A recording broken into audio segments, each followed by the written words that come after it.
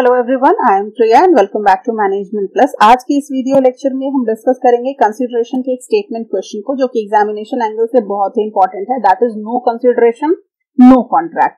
तो वीडियो शुरू करने से पहले आपसे एक अपील है कि अगर वीडियो अच्छी लगे तो लाइक और शेयर जरूर कीजिएगा और कमेंट करके जरूर बताइएगा कि अगले वीडियो में आपको कौन सा कंटेंट चाहिए। मैं कोशिश करूंगी कि आपके उस सजेशन को मैं मानूं और वीडियो जल्दी से जल्दी बना दूं। तो बताइएगा जरूर कि कौन सी नेक्स्ट वीडियो चाहिए। तो चलो फिर शुरू करते हैं। No consideration no contract. देखो, section 25 of Indian contract act which declares that an agreement made without consideration is void. हमारा section 25 of Indian contract act क्या कहता है कि किसी भी अग्रीमेंट में अगर कंसिडरेशन नहीं है, मतलब कोई भी अग्रीमेंट विदाउट कंसिडरेशन है, तो वो क्या कहलाएगा? वॉइड कहलाएगा। यानी एक अग्रीमेंट को फॉर्म करने के लिए कंसिडरेशन का होना जरूरी है। Consideration means what? Something in return. यानी अग्रीमेंट में दोनों ही पार्टीज अगर आ रही हैं तो दोनों पार्टी का कुछ न कुछ कंसिडरेशन होना चाहिए। दोनों को एक दूसरे के काम के करने के रिटर्न में कुछ मिलना चाहिए। ठीक है, ये हमारा कहता है। और अगर कंसिडरेशन नहीं है तो वो अग्रीमेंट क्या हो जाएगा? वॉइड हो जाएगा। This means that consideration is a must in all the cases. इसका मतलब क्या है कि कंसिडरेशन हर केसेस में मैंडेटरी है। कंसिडरेशन का होना बहुत जरूरी है। But this section provide certain exemptions where an agreement is valid even without consideration. लेकिन इसी जगह पे हमारे कॉन्ट्रैक्ट एक्ट में ही कुछ एक्सेप्शंस दिए गए हैं कि अगर कुछ ऐसे अग्रीमेंट हैं जो एग्जेम्प्टेड हैं, मतलब कुछ एक्सेप्शंस हैं जो कि वैलिड करार दिए जाते हैं बिना कंसिडरेशन के भी, तो वो केसेस कौन से हैं? कौन कौन से एक्सेप्शंस हैं हमारे पास? देखिए, सबसे first, agreement made on account of natural love and affection, that is in section 25 subsection 1। तो when a promise is made out of love and affection is valid even without consideration। अगर कोई promise love या affection के basis पे किया जाता है तो वो वैलिड होगा बिना कंसिडरेशन के भी। मतलब किसी एग्रीमेंट में कोई पार्टी आती है कैसे? लव एंड अफेक्शन के बेसिस पे, तो वो वैलिड होगा चाहे वहां पे कंसिडरेशन हो या ना हो। लेकिन इसको वैलिड करने में कुछ न कुछ सर्टेन कंडीशंस को फुलफिल करना पड़ता है, सर्टेन कंडीशंस को सेटिस्फाई करना पड़ता है। तो वो कंडीशन कौन कौन से हैं? ये जो अग्रीमेंट होना चाहिए वो हमेशा रिटन में होना चाहिए। Agreement is in writing. उसके बाद रजिस्टर्ड होना चाहिए। नेक्स्ट क्या है? It is made on account of natural love and affection. ये जो अग्रीमेंट है ये कैसा होना चाहिए? लव एंड अफेक्शन के बेसिस पे लाया गया कॉन्ट्रैक्ट होना चाहिए। दोनों पार्टीज के बीच बिल्कुल ही लव एंड अफेक्शन का बर्ताव होना चाहिए। झगड़ा बिल्कुल भी नहीं होना चाहिए। ठीक है। It is between parties standing in near relation to each other. यहाँ पे दोनों ही पार्टीज जो होनी चाहिए वो नियर रिलेशन वाली होनी चाहिए। नियर रिलेशन का मतलब या तो ब्लड रिलेशन होना चाहिए या फिर हस्बैंड वाइफ का रिलेशन होना चाहिए। नजदीकी रिश्ते होने चाहिए। तो अगर ये चारों कंडीशन फुलफिल करता है कोई अग्रीमेंट के अंदर में, तो वो बिना कंसिडरेशन के भी वैलिड हो जाएगा अंडर सेक्शन 25 सबसेक्शन 1। देखिए, इसका एक एग्जाम्पल देख लेते हैं। A out of natural love and affection promised to give his son B 5,000. A put his promise to B in writing and registers it. This is a valid contract. एक person है वो love and affection के साथ promise करता है अपने सन जो B है उसको कि मैं तुम्हें 5,000 रुपीज दूंगा, और इस प्रॉमिस को वो रिटन में देता है, मतलब लिख के देता है और उसको रजिस्टर करवा देता है। तो अब देखिए यहाँ पे क्या है? अग्रीमेंट रिटन में भी है, रजिस्टर्ड भी है, दोनों के बीच नेचुरल लव एंड अफेक्शन भी है, और दोनों नियर रिलेशनशिप में भी आते हैं। तो चारों कंडीशन फुलफिल हो रहा है। अगर चारों कंडीशन फुलफिल हो रहा है तो ये जो कॉन्ट्रैक्ट होगा वो कैसा होगा? वैलिड होगा अंडर सेक्शन 25 सबसेक्शन 1। अब यहाँ पे देखिए एक एक्सप्रेशन है नियर रिलेशन और नेचुरल लव एंड अफेक्शन। ये कहीं पे भी कॉन्ट्रैक्ट एक्ट में इसका कोई खास डेफिनेशन नहीं दिया गया है, लेकिन नियर रिलेशन का मतलब ऐसी पार्टीज जिनके साथ कैसा रिलेशन हो, या तो ब्लड का रिलेशन हो या फिर मैरिज का रिलेशन हो, ऐसे रिलेशनशिप को नियर रिलेशनशिप बोलते हैं। मैंने अभी आपको बताया। और नेचुरल लव एंड अफेक्शन का मतलब यहाँ भी होना जरूरी है। ये नहीं है कि आप बाप एंड बेटे हो, हस्बैंड एंड वाइफ हो, लेकिन आपस में लव एंड अफेक्शन नहीं है। अगर लव एंड अफेक्शन प्रेजेंट नहीं होगा तो ये अग्रीमेंट कभी भी वैलिड नहीं होगा। लव एंड अफेक्शन बहुत जरूरी है। रिलेशनशिप नियर रिलेशनशिप में होना तो ही ये वैलिड होगा, अदरवाइज वैलिड नहीं होगा। एक इंपॉर्टेंट केस है यहाँ पे केस क्या है, राजलाखी देवी वर्सेस भूतनाथ। राजलाखी देवी वाइफ हैं, भूतनाथ यहाँ पे हस्बैंड हैं। ये भूतनाथ जो हस्बैंड हैं उन्होंने promise to pay his wife a fix sum of money every month for her separate residence and maintenance. उन्होंने अपनी वाइफ को क्या प्रॉमिस किया कि एक फिक्स सम ऑफ मनी वो हर महीने अपनी वाइफ को देते रहेंगे। किस लिए देंगे, सेपरेट रेसिडेंस लेने के लिए और उनको मेंटेनेंस देने के लिए वो फिक्स सम ऑफ मनी हमेशा हर महीने उनको पे करेंगे। ठीक है। The agreement was contained in the registered document which mentioned certain quarrels and disagreement between the two. अब ये अग्रीमेंट रजिस्टर्ड भी था, रिटन भी था, लेकिन यहाँ पे दोनों के बीच क्वेरल था, डिसएग्रीमेंट था, मतलब लव एंड अफेक्शन मिसिंग था। तो अब देखिए यहाँ पे भी दोनों पार्टीज हैं, दोनों नियर रिलेशनशिप में भी है, रिटन भी है, रजिस्टर्ड भी है अग्रीमेंट, है ना। लेकिन क्या चीज मिसिंग है यहाँ पे, मिसिंग है लव एंड अफेक्शन। तो भाई वाइफ कोर्ट में जाती है कि भाई मुझे ये मेंटेनेंस का पैसा नहीं दे रहे, तो कोर्ट इस अग्रीमेंट को रिफ्यूज कर देता है वैलिड होने से। क्यों वैलिड होने से रिफ्यूज कर देता है, क्योंकि यहाँ पे एक चीज मिसिंग है। कौन सा एलिमेंट मिसिंग है, लव एंड अफेक्शन यहाँ पे मिसिंग है। तो इसका कंक्लूजन क्या निकलता है कि नियर रिलेशनशिप भी होना चाहिए और उस नियर रिलेशनशिप में लव एंड अफेक्शन का रिलेशन होना चाहिए। अगर क्वेरल है, डिसएग्रीमेंट है, तो कभी भी ये अग्रीमेंट वैलिड नहीं होगा। नेक्स्ट कंडीशन हमारा क्या है, agreement to compensate for past voluntary services under section 25 subsection 2। यानी एक ऐसा अग्रीमेंट जो किसी पास्ट वॉलंटरी सर्विस के लिए कंपेंसेट कर रहा हो, इसमें कंसिडरेशन नहीं भी होगा, तो ये जो एग्रीमेंट होगा वो क्या होगा, वैलिड होगा।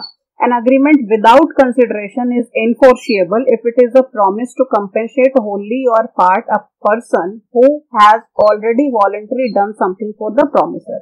एक ऐसा एग्रीमेंट जो बिना कंसिडरेशन के भी एनफोर्सेबल होगा। कैसा एग्रीमेंट, जहां पे कोई पर्सन प्रॉमिस कर रहा है किसी दूसरे पर्सन को होली या पार्टली कंपेंसेट करने के लिए, जिस पर्सन ने सामने वाले के लिए पहले अपनी स्वेच्छा से कोई काम किया हुआ हो। जैसे एग्जांपल देख लीजिए, A says to B, at the risk of your life, you saved me from a serious accident. I promise to pay you ₹1000. This is a valid contract between A and B. A क्या कहता है B से कि भाई तुमने अपने जान को जोखिम में डाल करके मुझे सीरियस एक्सीडेंट से बचाया है। मैं तुम्हें प्रॉमिस करता हूं कि मैं ₹1000 इस चीज के बदले, तुम्हारे इस एक्ट के बदले मैं तुम्हें दूंगा। ठीक है। तो ये क्या है, ए और बी के बीच जो कॉन्ट्रैक्ट है ये क्या है, वैलिड है। अब आप बोलोगे मैम कैसे यहाँ पे कंसिडरेशन नहीं है, कंसिडरेशन तो बिल्कुल है। ए ने जान बचाया, बी ने जान बचाया ए की, तब तो वो ₹1000 दे रहा है। लेकिन ए ने तो नहीं कहा था ना कि तुम मेरी आओ और जान बचाओ, क्योंकि हमारा जो कॉन्ट्रैक्ट है, एक्ट है, हमारे लॉ के नजर में ये कंसिडरेशन नहीं है। कंसिडरेशन का बेसिक एलिमेंट क्या कहता है हमारा, कि कंसिडरेशन जो है वो मूव करता है on the desire of the promisor. यहाँ पे प्रोमिसर ने यानी ए ने नहीं कहने गया बी को कि हाँ आप मेरी जान बचाओ, इसके बदले में तुम्हें ₹1000 दूंगा। उसने वॉलंटरली ऐसा किया, उसने अपनी स्वेच्छा से उसकी जान बचाई और उसके बदले, उस एक्ट के बदले ए कह रहा है कि मैं तुम्हें रिवॉर्ड के तौर पे ₹1000 दूंगा और ये प्रॉमिस कर रहा है। तो ये जो अग्रीमेंट हो जाएगा, जो कॉन्ट्रैक्ट हो जाएगा ए और बी के बीच में, वो क्या हो जाएगा, बिल्कुल ही वैलिड हो जाएगा विदाउट कंसिडरेशन। लेकिन यहाँ पे कुछ कंडीशंस होते हैं। कंडीशंस क्या हैं, the service should have been rendered voluntarily, यानी कि स्वेच्छा से किया गया सर्विस होना चाहिए, किसी प्रेशर में नहीं, बिल्कुल वॉलंटरी एक्ट करना चाहिए सामने वाले को। दूसरा क्या है, the service must have been rendered for the promisor and not anybody else. ये जो सर्विस प्रोवाइड किया गया है, जो सर्विस रेंडर किया गया है, वो किसको किया गया हुआ होना चाहिए, प्रोमिसर को ही होना चाहिए। किसी और के बदले प्रोमिसर प्रॉमिस नहीं करता। उसको अगर कोई सर्विस प्रोवाइड किया गया है उसके लिए ही वो प्रॉमिस करेगा। The promisor must be in existence at the time when the act was done. अब जिस टाइम ये एक्ट हो रहा हो वहां पे प्रोमिसर का एग्जिस्टेंस होना चाहिए, वो प्रेजेंट होना चाहिए। The promisor must agree now to compensate the promise. Promisor ने वहां पे प्रॉमिस किया हुआ होना चाहिए कि हाँ मैं तुम्हें कंपेंसेट करूंगा। ठीक है। यहाँ पे इस एग्जाम्पल में देखिए, बिल्कुल यहाँ पे वॉलंटरी, ए बोलने नहीं गया था बी को कि तुम मेरी जान बचाओ, लेकिन वॉलंटरी उसने अपने जान को जोखिम में डाल करके ए को बचाया। तो सर्विस क्या था, वॉलंटरी रेंडर हुआ था। उसके बाद यहाँ पे प्रॉमिसर के लिए रेंडर हुआ था, ए की ही जान बचाई गई थी। यहाँ पे ए मौजूद भी था, वो एग्जिस्टेंस में था, और साथ ही साथ यहाँ पे ए ने खुद से प्रॉमिस किया था कि मैं तुम्हें 1000 रुपए दूंगा। तो ये सारे कंडीशंस फुलफिल हुए ना। जब ये सारे कंडीशंस फुलफिल होंगे किसी पास्ट वॉलंटरी सर्विस के लिए, तो वो विदाउट कंसिडरेशन भी ऐसे कॉन्ट्रैक्ट क्या होंगे, वैलिड होंगे। नेक्स्ट है हमारा agreement to time barred debts under section 25 subsection 3। यहाँ पे टाइम बार्ड डेट्स क्या है? टाइम बार्ड डेट्स का मतलब ऐसा डेट जो रिकवर नहीं हो सकता, ठीक है, मतलब जिसकी रिकवरी टाइम पीरियड ओवर हो चुकी है। अगर आप कोर्ट में भी जाकर के फरियाद लगाओगे कि मुझे इस डेट को रिकवर करना है, तो वो आप नहीं कर सकते, क्योंकि लिमिटेशन एक्ट के अकॉर्डिंग किसी भी डेट का अगर 3 साल गुजर गया और उस 3 साल के अंदर आपने उस डेट को रिकवर नहीं किया, तो फिर वो टाइम बार्ड डेट्स हो जाता है, उसको आप फिर से रिकवर नहीं कर सकते एज पर द लॉ। ठीक है, क्लियर है?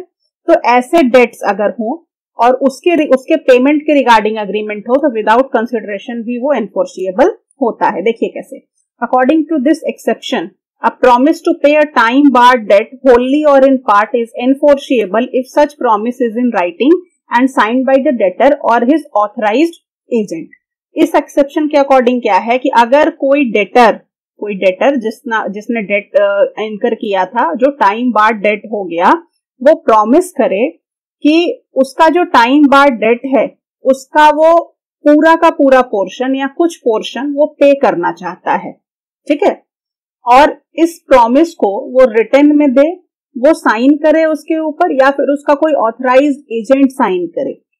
तो अगर ऐसा अग्रीमेंट है तो वो बिल्कुल ही एनफोर्सिएबल होगा, ये बिल्कुल वैलिड होगा, बिल्कुल एनफोर्सिएबल होगा।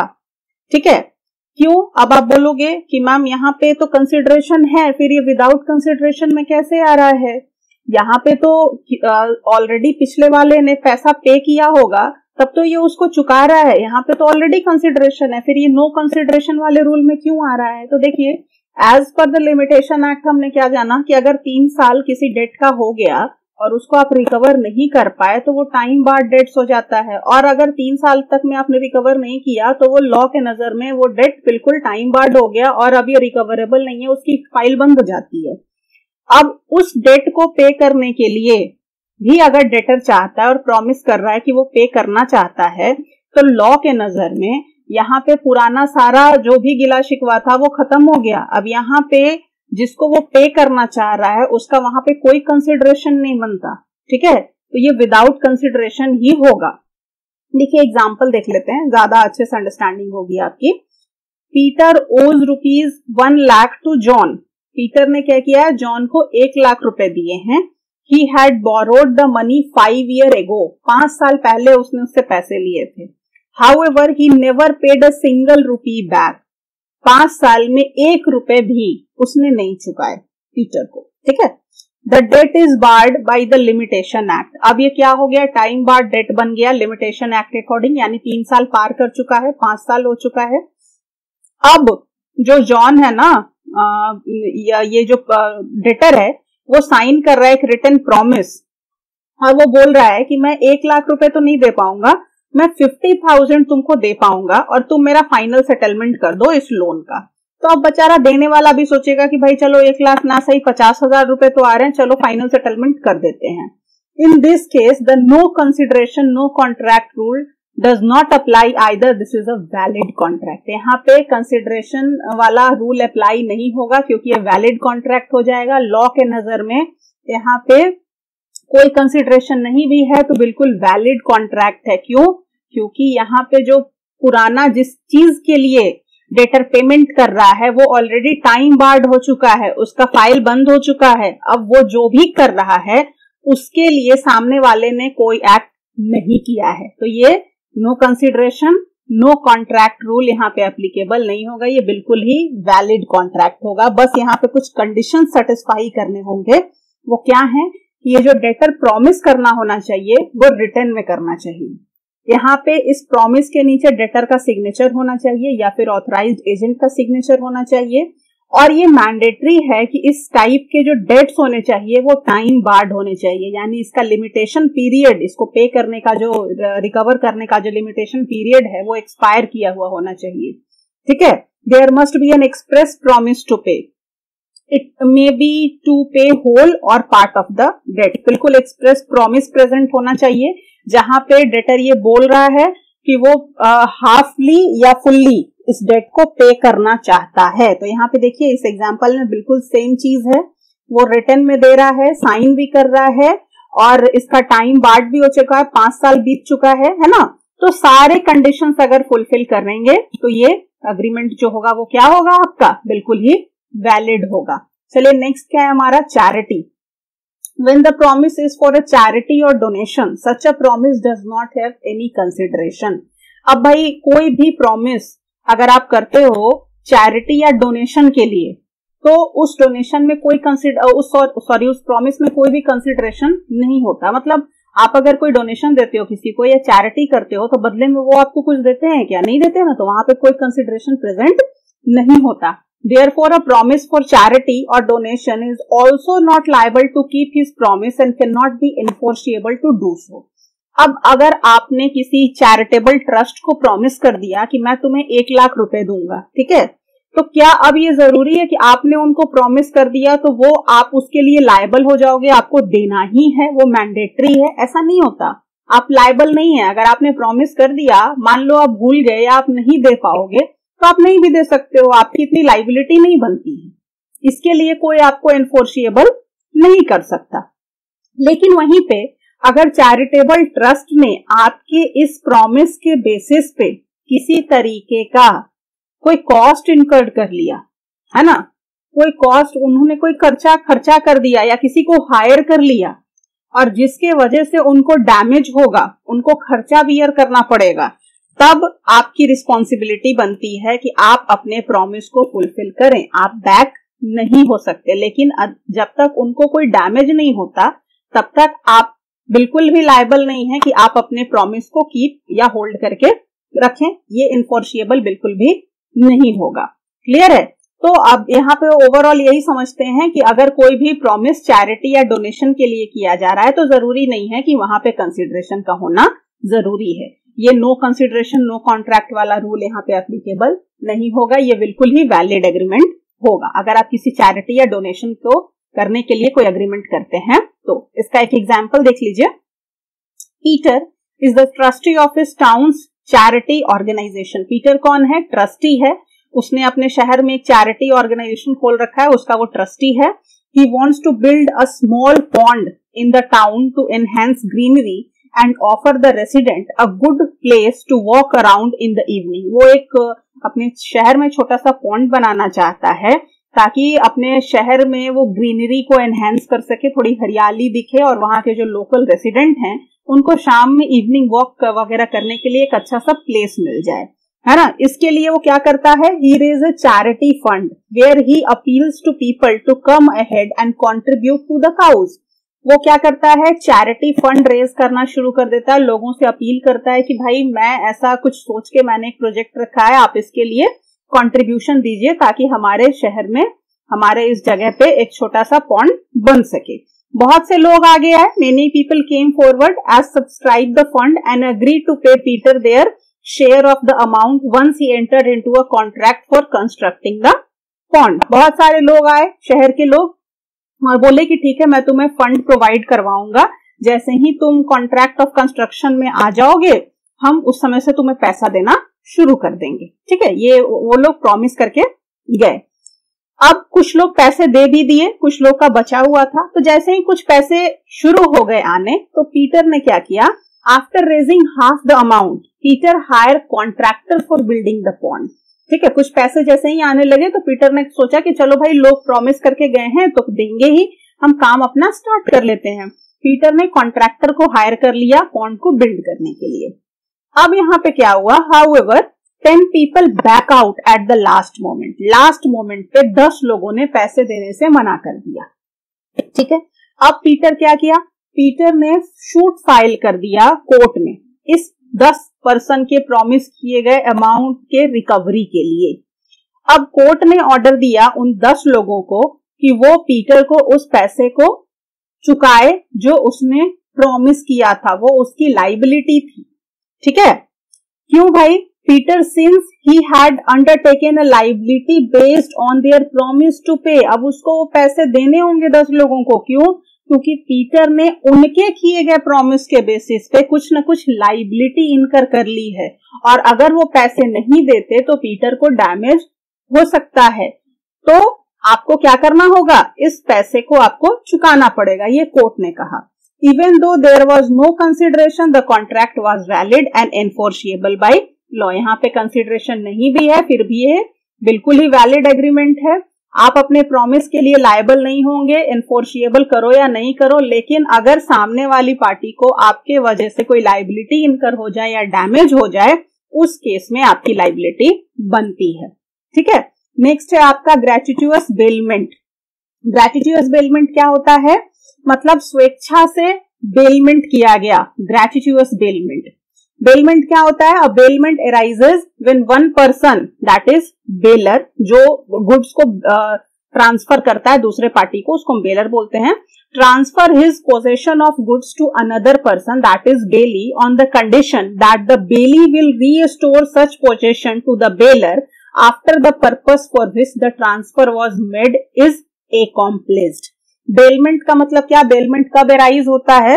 जब एक पर्सन मतलब बेलर, वो अपने गुड्स के पोजीशन को दूसरे पर्सन को ट्रांसफर करता है।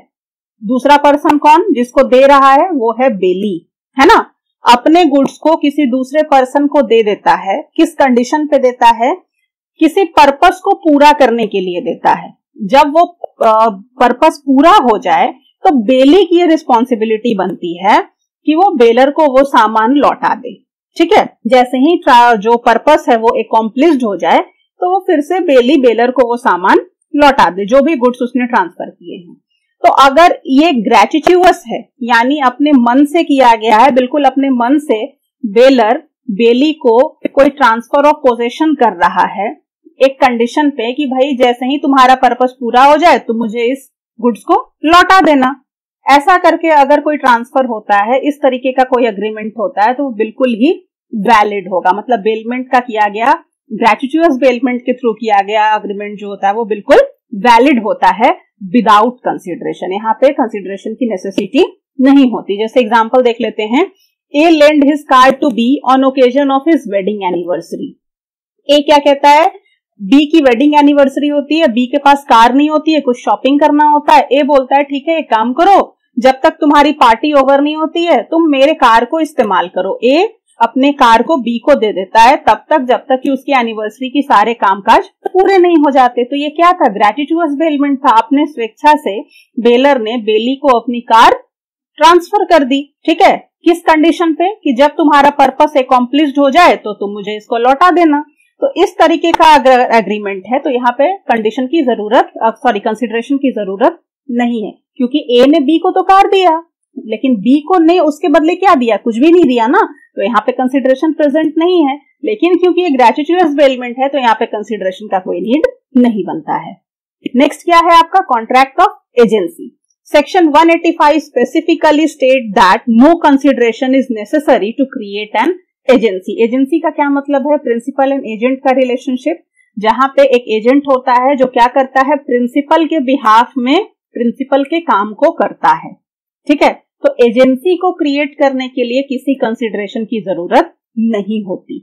Thus, when a person is appointed as an agent, his appointment is valid even if there is no consideration। अगर एजेंट जो है वो प्रिंसिपल के बिहाफ में कोई काम कर देता है और उसके बदले प्रिंसिपल अगर उसको कोई कमीशन या कोई रेम्यूनरेशन नहीं देता, तो भी ये जो अग्रीमेंट है प्रिंसिपल और एजेंट के बीच में ये वैलिड होगा। मैं ये नहीं कह रही हूँ कि हाँ हर जगह पे बिना किसी कमीशन के, बिना किसी रेम्यूनरेशन के ही एजेंट प्रिंसिपल का काम करेंगे, ऐसा नहीं भी मिलेगा रेम्यूनरेशन तो भी ये वैलिड होगा, मिलेगा तो भी वैलिड होगा। आप ये नहीं कह सकते कि कंसिडरेशन नहीं है तो ये जो अग्रीमेंट है ना ये वॉइड है।